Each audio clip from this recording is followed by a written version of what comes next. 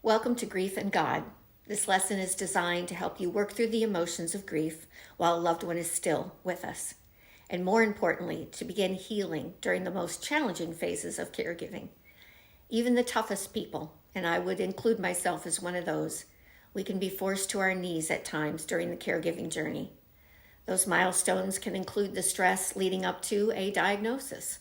It can include the actual diagnosis, and there are events which might include surgeries, treatments, and maybe even the numerous phases of decline, and an additional diagnosis on top of all of that. And of course, a loved one's passing. I've stated in earlier lessons, as caregivers, we are so focused on our loved one that we tend to put our own feelings on pause. And we often fail to address our emotions until we're suffering from our own health challenges. So, throughout this lesson, our goals are to do the following: to be able to recognize what grief looks like while we're caregiving, to identify healthy ways to work through the emotions of grief, and to include your loved one, if you can, during the healing process. So, let's start with an example.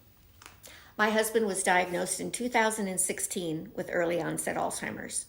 However, I began to see the signs that something was off about 2 years prior.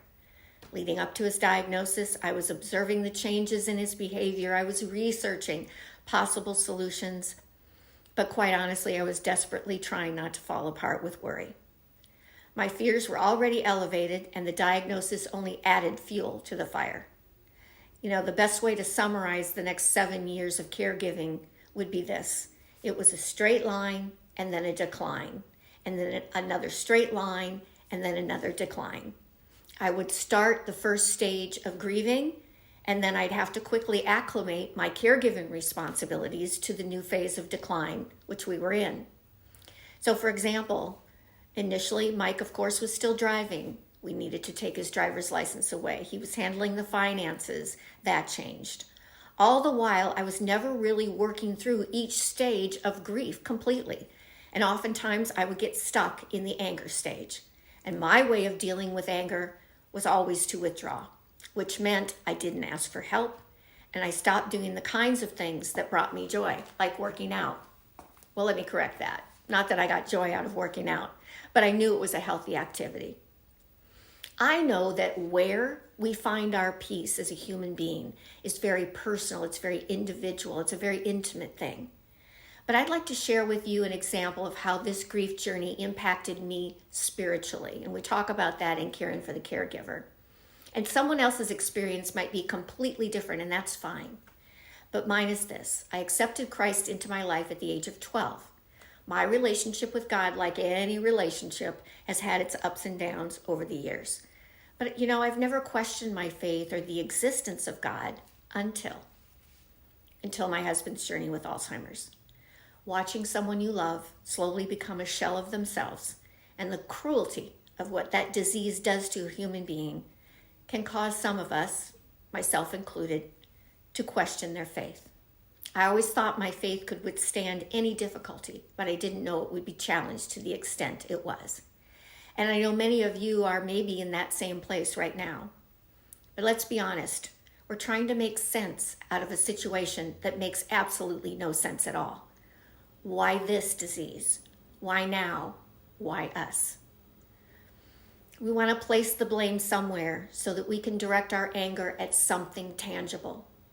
My faith journey is a long story for another day, but when your core beliefs are shaken, finding your footing through the grieving process feels like a slog uphill in the mud during a heavy rainstorm. And the grieving process doesn't just occur, right? When someone passes, we talked about a couple of those examples. Grieving is a natural response to any kind of loss. You can include divorce in that, a move, a job change, a job loss. And in our case, it can start at any point during the caregiving journey. So, let's discuss grief using 5 stages. They are first denial. In other words, I refuse to believe this is the diagnosis or this is happening. Number 2, anger. Why is this happening? Why is it happening to us? Bargaining, for example. Well, if this cancer doesn't spread, I'll take better care of myself. Depression, I just don't care anymore. And acceptance, well, this is the hand we've been dealt, and we're going to try to make the best of it. You may find yourself feeling all of those emotions related to each stage of the grieving process in the span of, well, in my case, it could be an afternoon. I know that I did. But there are ways to deal with this process in a healthy way. So let's start with denial. Facing the reality that life as you know it is about to change or change again. As human beings, most of us resist change and associate change with something negative. Embracing denial feels comfortable and comforting. But you know as well as I do, just because something feels familiar doesn't mean it's healthy or positive. Being stuck in denial often means we either don't have the tools or maybe even the support around us to make the pivot. All right, let's talk about anger, which was really my favorite phase of the grieving process. Not really. Once you move past denial, for many of us, our first inclination is to be angry. And that hurt in the reality of the situation is natural. It's a human reaction, and oftentimes truly warranted. Anger is a healthy emotion. The challenge is what to do with the anger. Since this lesson is about grief and God, let's be honest, that's where many of us direct our anger. It's easy to do that because then we don't need to hold anyone or anything else accountable, and we don't need to figure anything else out. Or we don't need to accept and face the fact that sometimes bad things happen to people who don't deserve it. So let's be real about that. That feels unnatural, it's unfair and unacceptable. That's why we often lash out and direct our anger at people who don't deserve it, or maybe who are in the line of fire at the time. Anger is not always rational. That's why it's so important to move through this stage in a very healthy way. So let's talk about bargaining.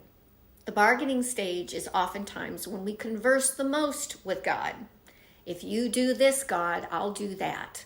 We're trying to desperately change the situation we're in, change the outcome, or shift responsibility or accountability. Bargaining allows us to feel as if we still have some, what I would say, control over the situation. And maybe you do, or maybe you don't. For me, depending on how I answered this question, meant I either went right back into denial or anger. Bargaining can be a very slippery slope. So let's talk about depression. There are different types of depression, and grief can turn into clinical depression. But grief-related depression is natural. It is a natural response to any kind of loss. When you reach this stage of grief, you may be feeling a loss of hope, directionless, maybe having difficulty concentrating or even making decisions. An extended period of time in this stage will impact your caregiving. And you may also experience physical symptoms as well. And then the last stage in the grieving process is acceptance. I can tell you that even after 7 years of caregiving and 2 years after the loss of my husband, my mother, and my father, the pain of loss, it never really goes away. However, acceptance means you have the opportunity to embrace the memories, to move forward, and experience joy again if you allow yourself to do so. And that includes even during the caregiving journey. I felt it was really important to talk about the stages of grief because many of you will not only move through these stages multiple times throughout your caregiving journey, but I felt compelled to say to those who believe in God or believe in a higher being, your faith can truly sustain you through each of these stages. Faith, I feel, is a muscle. It helps build endurance, and you've been asked to take on one of the most difficult assignments life can hand you. You're going to be exposed to some of the rawest emotions and moments one can witness. You will be asked to be strong when there is no one else propping you up other than your faith. To move through this journey and come out the other side with a sense of what I call peace and renewed appreciation for the gift of life. It means you have not only won the battle, but you've probably won the war. So let's briefly discuss the role of your loved one in your grieving process.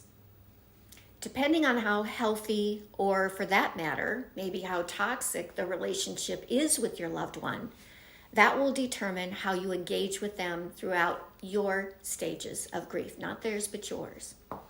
If the relationship is healthy, meaning there's good communication, you both have a high level of trust, and your loved one is, let's just say, emotionally mature, right? Emotionally intelligent, then sharing with them how you are experiencing the diagnosis and the caregiving journey is a great way for them to demonstrate that empathy we talked about earlier towards you, build a stronger bond with you, and allows you both to work through, in partnership, the acceptance phase. Now, I want you to use your notebook or your journal to reflect and document your responses to the following. Number 1, are you currently experiencing any of the 5 stages of grief? Number 2, if you are, do you feel you're moving through that stage, or do you feel stuck in a negative or toxic cycle of behavior? And number 3, what do you feel you need to change if you are in a negative cycle? What do you need to change to move forward? 4, is you're experiencing a stage of grief creating a more stressful situation with your loved one, or are you able to work through the stages with someone you trust? And the last one, if you're a spiritual person, how has the caregiving journey impacted you spiritually? This is a big topic to handle, and we've only scratched the surface, but I want you to begin to think deeply about how this journey can or will impact how you view the world. The goal is to transform you in positive ways that empower you and don't deplete or diminish your ability to live a joyful and fulfilling life, even after caregiving. And congratulations, you've just completed the 6th lesson out of 10 in the caregiving journey. Look for the next lesson being posted shortly, and go take on the day.